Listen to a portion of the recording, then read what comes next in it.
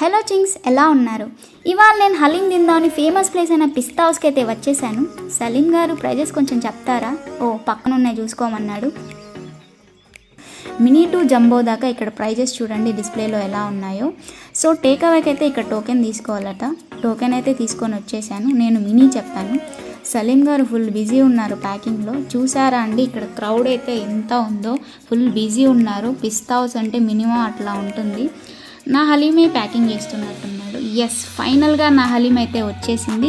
Actually నేనైతే takeaway తీసుకున్నాను. ఈ స్మెల్ ఆగలేక డబ్బా ఓపెన్ చేసి తినేస్తున్నాను. వావ్, చూసారా ఎంత డెలిషియస్ ఉందో. డబ్బా నిండా గీ పోసారు. Fried onions, dry fruits taste అయితే కిర్రాక్ ఉంది. ఇలా తింటుంటే అలా వెళ్ళిపోతుంది. అయ్యో, ఎవరు చూడట్లేదు కదా, ఈ రకంగా లాగిచ్చేస్తున్నాను. ఇంకా ఇది బోరు కొట్టేసి డెజర్ట్స్ తిందామని అలా బేకరీకి వెళ్తున్నా. అక్కడున్న అమ్మాయి అయితే డబ్బాతో అలో లేదు, దొబ్బేమనింది.